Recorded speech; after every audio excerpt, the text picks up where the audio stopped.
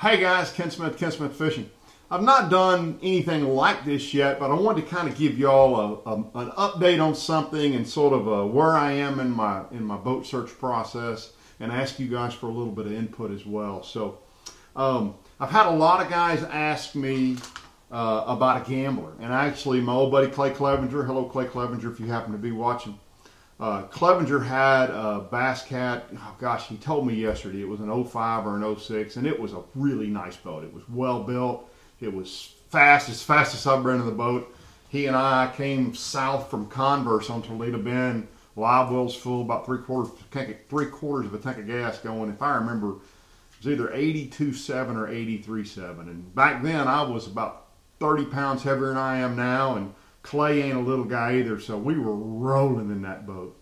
So I was really excited, and I'm still really excited to get in a gambler boat, and I get a lot of questions from you guys about gambler boats. So started poking around about gambler boats, and gambler boats are not in production right now. So I actually was on the phone day before yesterday with Heath, who is one of the owners of gambler boats now. So, and I'm going to mess this up a little bit, and Heath, forgive me for messing it up a little bit. You know, I told you I don't have the best memory, but basically the guy who built gambler boats, and I want to say his name's Bob, and again I probably screwed that up. He was building gambler boats, and at some point I would guess probably 08 when all the markets collapsed, bass boat market got really tight. If you remember, interest rates got high and bass boats got hard to sell. And he pivoted somewhere around that period of time to making bay boats. And apparently I think he's launched 2 different brands of bay boats, and they've done extremely well. And I remember Clay telling me even back in the day that he felt like that Gambler kind of built bass boats on the side, that their real focus was in the bay boat market. And somewhere along that period of time, they started converting the brand. They redid the hull on the boat. And by the way, I always thought the Gambler ran pretty well. I had questions about it in certain conditions, but Clay and I talked about it, and he said it actually, and Clay's run a bunch of boats, he said it actually handled really well. Of course, again, it was super fast. But they, and Heath laughed when I said they tweaked the hull. They changed the hull in the Sterling, so basically they took the lessons they got out of Gambler and they put it in the Sterling boat. And somewhere in the last, so in the last 10 years, I believe the number Heath told me was that there had only been about, is either 84 or 87 boats made under the Sterling brand. I don't believe they were making any boats under the Gambler brand. And guys, if I'm wrong there, please correct me in the notes below. But it was pretty much Sterling / Gambler. And these guys, Heath is actually an engineer, and his buddy, they're both bass boat nuts. Of course, you guys know Gambler was made in Florida. They approached Gambler and said, or the folks that own Gambler and Sterling, and said, hey, you got a great brand, you got a cult following, we would like to buy that company. And in the last, I want to say in the last year, if I remember the conversation right, they bought the brand. They bought the molds, they bought the whole schmear. They've moved, or they are in the process of moving the production to Santee Cooper. I believe that's right. Again, you can tell I don't have the best memory, I'm not referencing my notes. But right now they have 2 boats, prototype boats in production. And what he told me was it's a great hull. And by the way, I believe they're going to come, from what I recall him telling me, they're going to come out with them back under the Gambler branding versus the Sterling branding. Now maybe they do both. But if you go to the website, a lot of it's under construction. They've got 2 prototype boats right now. And he said the hull's ready to come to market. He said the challenge is, and we've talked about this with some other brands, the challenge is the cap is still back in the day, if you will. So it was not set up to have a 16-inch screen in the dash. The bar was in the way, if you remember how those boats set up. There were some things these guys wanted to tweak and make it, you know, I would suspect they probably weren't set up to have power poles or Raptors on them. You know, lots of different problems with those boats in today's market. And for those of you who don't know, this was part of the problem with Champion, right? The reason Champion broadened their boat was because back in the day we all ran Optimax motors, and there was no such thing as a power pole, and most of us ran 3 batteries across the back. And what happened is we started adding weight, bigger motors, and all that weight to the back of the Champion.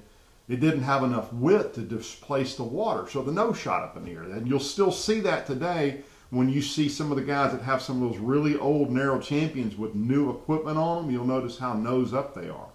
So these guys are having some of that same experience. So what they're doing is, he said, we're just taking kind of a clean slate with the cap on the boat, and we're working through that process right now, and they hope to be in production early next year. Now, they offered for me to go take out a 2012 boat. There's one somewhere around Rayburn, but I don't want to look at a 2012 boat. I want to see what they're going to come out with this year. So even if that boat doesn't come to market until next spring, and even if I've already bought another boat by then, and I don't know for sure that I will have or not, I'll test that boat. I really enjoyed riding in Clay's boat. It was just so much fun to go that fast.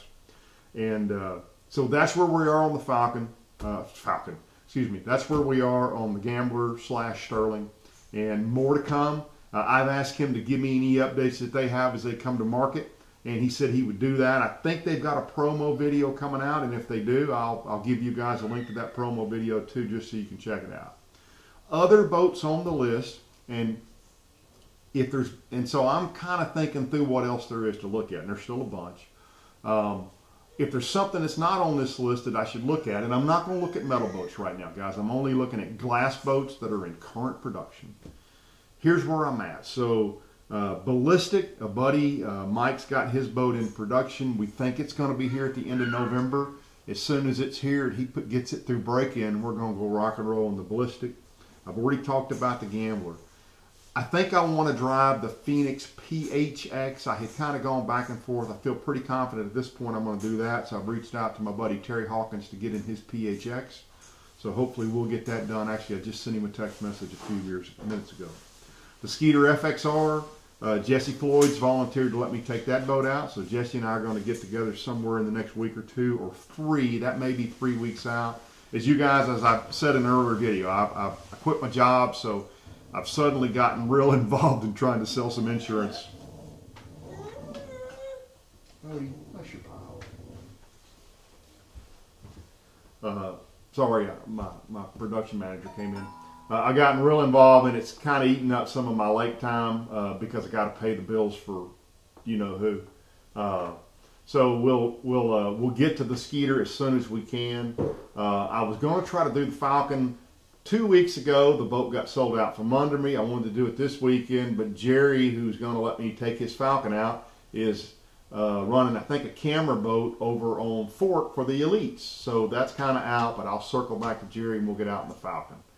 The Nitro, I'm waiting on a 2021 model. They're hard to get right now, and my buddy, I think Clayton Boulware's going to let me either go out with me or borrow his boat, but it's not in yet. So as soon as that boat's in, we'll get out in the Nitro. The Allison, I know a guy reached out to me, and guys, I lost a computer, I lost a bunch of contacts when I quit my job. Somebody out there's got a 2021 Allison. Please reach out to me again at kensmithfishing@outlook.com, because I really do want to take the Allison out. I keep getting asked about Triton. I keep hearing rumors that Triton's going out of production. I don't know of a 2021 Triton in East Texas. If there is one, I'd be glad to take it out. Let me know. Yes, I'm going to do another Bass Cat.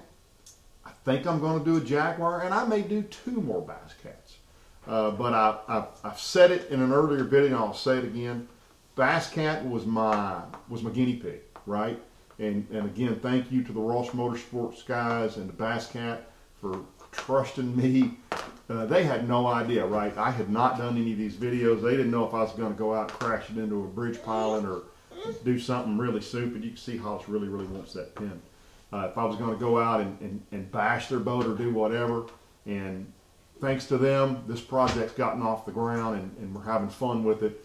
So in fairness to them, and you know, Rick Pierce made a comment on Texas Fishing Forum about my first video, and he said he'll get better and he'll learn more, and he's right. I mean, I've learned so much about boats, about the process of manufacturing the boat, performance factors of the boat, layout of boats.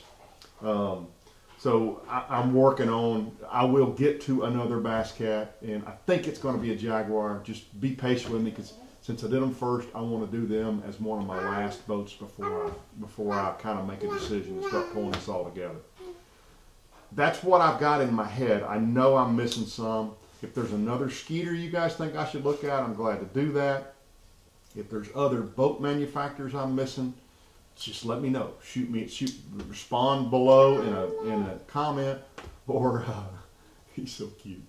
Or shoot me an email. Either way, kensmithfishing@outlook.com, and I'll get to them. So that's where we're at. More to come real soon. Part 2 of the Blazer video coming up tomorrow morning. I will throw up video number 4 of the Todd Driscoll. If you guys haven't seen these videos, I'll put the playlist up right there. Todd Driscoll sat down with me and talked to me a whole bunch about what they're finding, tracking all those bass they've got radio transmitters in over on Toledo Bend. You need to watch it. It's fascinating. It got really interesting in video 3, and it gets even more interesting in 4, 5, and 6. So check those out as well. So thanks for tuning in, guys. I'll have a video up for you first thing tomorrow morning. That'll be the Driscoll video, and then hopefully this weekend or really early next week I'll get part 2 of the Blazer video up as well. Thanks, guys. Mommy, my pigtails are too tight. Oh, the elevator doors. Oh, the elevator doors. Where? Dumbo, I can fly, I can fly. You're awesome, dude. I need my pen back, please.